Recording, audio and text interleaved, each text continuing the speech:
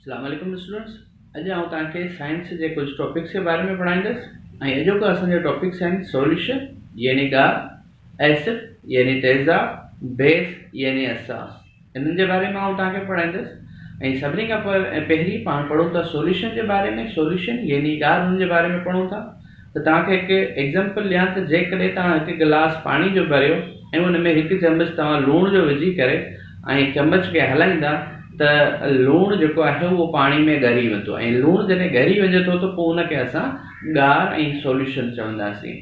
ऐं इन खां अलावा इहो साॻियो अमल तव्हां खंड सां करे सघो था। खंड जो हिकु चम्मच विझी पाणी में हलाईंदा तॾहिं बि तव्हां ॾिसंदा त पाणी में खंड ॻरी वेंदी, उनजा जेके मॉलिक्यूल्स हूंदा उहो पाणी में बिल्कुलु डिज़ोल्व थी वेंदा त उनखे असां सॉल्यूशन यानी ॻार चवंदासीं। हाणे इहे ॻार असांखे मुख़्तलिफ़ चीज़नि में कमु अचनि था ऐं इन्हनि ॻारनि जा मिसाल जेके खंड जो ऐं पाणी जो खंड ऐं पाणी जो ॻार, लूणु ऐं पाणी जो ॻार, असांजी जेकी सलाइवा आहे उन में केतिरा एंजाइम्स आहिनि, इहो बि हिकिड़ो सॉल्यूशन आहे।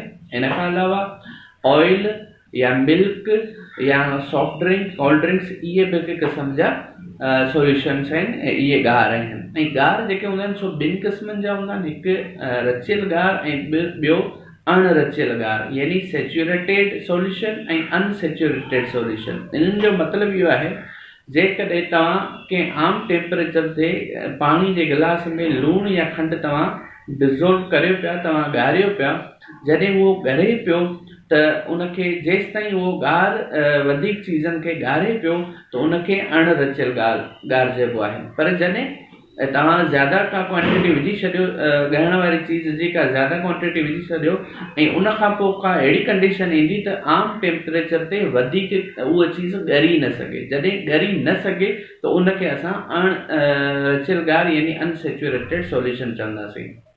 ऐं इन जेको ॻार आहे इन में जेको पाणी आहे उहो छाहे करे ॻारे थो त उनखे असां ॻारींदड़ यानी सॉल्वेंट चवंदासीं।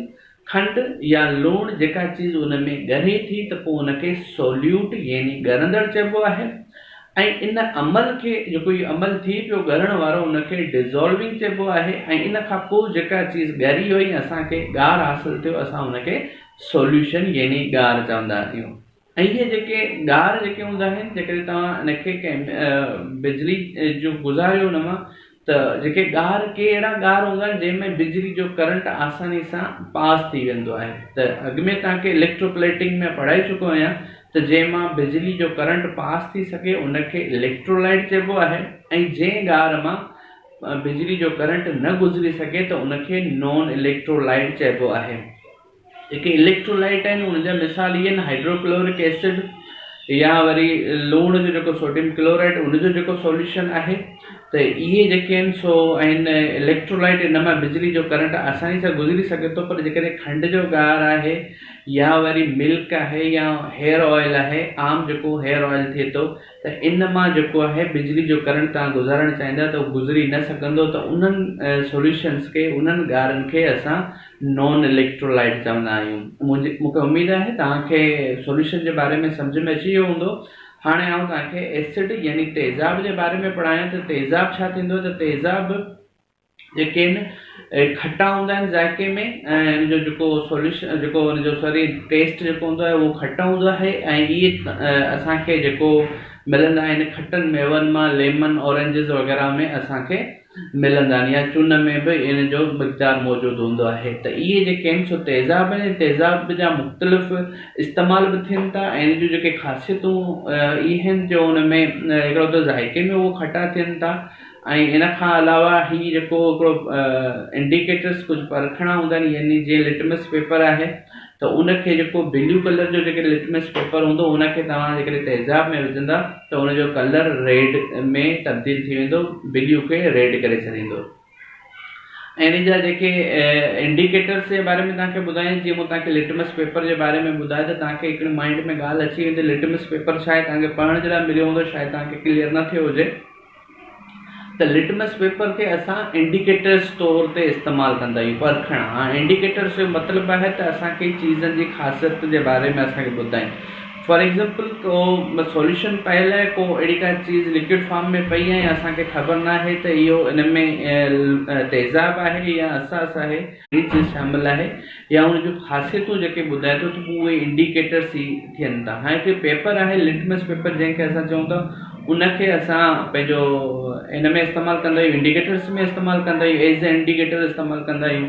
ऐं इहो जेको आहे उहो असांखे कलर चेंज, मतिलबु जेकॾहिं जेको कलर हूंदो आहे उहो चेंज, जेकॾहिं ब्लू कलर आहे उहो रेड में चेंज करे थिए थो कंहिं चीज़ में, त पोइ उनखे जेको आहे सो हुन मां ख़बर पई त हिन में तेज़ाब वारियूं ख़ासियतूं आहिनि। पर जेकॾहिं रेड कलर जो लिटमस पेपर आहे उहो ब्लू में कलर में चेंज थी वञे थो, त इन जो मतिलबु त हिन में असास यानी बेस जूं ख़ासियतूं आहिनि। इहे हुआ इंडिकेटर्स। हाणे जेको तव्हांखे आउं ॿुधायां त एसिड जे बारे में तव्हांखे मूं ॿुधायो पियो त इहे एसिड जेके आहिनि सो असांखे मुख़्तलिफ़ खटनि मेवनि मां हासिलु थियनि था ऐं इन जा मुख़्तलिफ़ कमकार थियनि था। तेज़ाब जा जेके आहिनि मुख़्तलिफ़ कमकार तमामु ज़्यादा कमकार थियनि था, मतिलबु यूज़िस जेके असांजा जेके इस्तेमालु आहिनि तमामु ज़्यादा आहिनि। कुझु तव्हांखे एग्ज़ाम्पल ॾियां, जीअं गंधरफ जो जेको तेज़ाब आहे उहो गाॾियुनि जो जेके बैटरियूं आहिनि उन्हनि में इहो पयल हूंदो आहे, उन में इहो कमु थिए थो। इन खां अलावा तेज़ाब असांखे डिटर्जेंट में बि कमु अचे थो ऐं इन खां अलावा इन जो इस्तेमालु जेको कीमियाई बाण, फर्टिलाइज़र बाण जेको बनियुनि में इस्तेमालु थिए थो, उन में बि इन जो तेज़ाब जो इस्तेमालु थिए थो। त इहे कुझु तव्हांखे ॿिया खोड़ सारा इन जा इस्तेमालु आहिनि, यूज़िस आहिनि, पर कुझु इस्तेमालु जेके मूं तव्हांखे ॿुधाया त इहे जेके आहिनि तेज़ाब जा, एसिड जा इस्तेमालु। हाणे आउं तव्हांखे बेस जे बारे में ॿुधाईंदुसि त बेस जेके यानी असास आहे उहो छा आहिनि ऐं उन्हनि जो कमु छा आहे। त जहिड़े तरीक़े सां मूं तव्हांखे ॿुधायो त जेके तेज़ाब आहे, हाणे त तेज़ाब ईअं सम्झो त बेस जो बिल्कुलु अपोज़िट आहे, बेस सां अपोज़िट में कमु करे थो। मतिलबु तेज़ाब ऐं बेस, जिते जेकॾहिं तेज़ाब जूं ख़ासियतूं आहिनि उते जेकॾहिं तव्हां बेस मिलाईंदा त पोइ उहे तेज़ाब वारियूं ख़ासियतूं घटिजी वेंदियूं, पर जिते जेकॾहिं बेस आहे उते तव्हां तेज़ाब मिलाईंदा त पोइ हुनमें बेस यानी असास जूं ख़ासियतूं जेके आहिनि उहे घटिजी वेंदियूं, त हे हिक ॿिए जे अपोज़िट में हूंदा। हाणे बेस जो जेको ख़ासियतूं कहिड़ियूं आहिनि, बेस में जेके आहिनि सो ज़ाइको, जीअं तेज़ाब जो ज़ाइको, खटा जेके चीज़ूं आहिनि, खटी चीज़ूं उहो तेज़ाब में अचनि थियूं, मतिलबु तेज़ाब जे ग्रुप में अचनि थियूं। त हिन जो जेको बेस जो जेको आहे ज़ाइको उहो कड़ो थिए थो, खारो थिए थो। त जहिड़े तरीक़े सां तव्हां कॾहिं महसूसु कयो हूंदो जेको साबुण ऐं सोप जेको असां घरनि में इस्तेमालु करियूं था, त इहो जेको आहे उहो हिन जो बेस जो ठहियलु हूंदो आहे। कॾहिं कॾहिं ग़लती सां नंढे हूंदे जेकॾहिं तव्हांखे साबुण जी गिजी या साबुण थोरो तव्हांखे ज़बान ते लॻी वियो हुजे त तव्हां महसूसु कयो हूंदो त इन जो जेको ज़ाइको आहे उहो बिल्कुलु कड़ो आहे। त तेज़ाब जेको बेस जेको असास आहे, इन जो ख़ासियतूं इहे आहिनि जो उहो ज़ाइके में कड़ा थियनि था ऐं इन खां अलावा जेको असास आहिनि इहे थोरा लसा या तिरकणा महसूसु थियनि था। मतिलबु इन जी जेकी इहा हिकिड़ी ख़ासियत आहे, फिज़िकल इन जी हिकिड़ी प्रॉपर्टी आहे। ऐं जीअं ऑलरेडी तव्हांखे ॿुधाए चुको आहियां त जेको लिटमस पेपर जेके इंडिकेटर्स तौरु असां इस्तेमालु कंदा आहियूं, जेकॾहिं असास में तव्हां विझंदा त पोइ उहो रेड कलर जो तव्हां जेकॾहिं विझंदा हुन में लिटमस पेपर, त उहो चेंज थी करे ब्लू कलर, नीरे कलर में अची वेंदो। ऐं यूज़िस जे बारे में ॻाल्हायूं त यूज़िस जेके बेस जा जेके यूज़िस थियनि था हुन में साबुण ठाहिणु ऐं शैम्पू ठाहिणु या शेविंग क्रीम्स वग़ैरह जेके आहिनि उहे जेके बेस, उन्हनि में बेस इस्तेमालु थिए थो। ऐं इन खां अलावा जीअं तव्हांखे ॿुधायो त जेको बेस आहे उहो तेज़ाब जी ख़ासियतनि खे, तेज़ाबियत खे ख़तमु करे थो। इन जे लाइ तव्हांखे ख़बर हूंदी, तव्हां असांजे स्टमक मैदे में बि तेज़ाब हूंदो आहे ऐं जेको चीज़नि खे जेके असां खाधो खाऊं था उनखे डाइजेशन में, डाइजेस्टिव जेको सिस्टम हले थो उन में मदद करे थो। उन में हिकिड़ो तेज़ाब हूंदो आहे जेको उन्हनि खे चीज़नि खे, मतिलबु खाधे खे ॻारींदो आहे, त उहो तेज़ाब कॾहिं कॾहिं ज़्यादा थींदी आहे कंहिं सबब जे करे, त उनखे जेके स्टमक मैदे जी जेकी तेज़ाबियत आहे उनखे ख़तमु करण जे लाइ बि इहे दवाउनि में बेस जो इस्तेमालु कयो वेंदो आहे।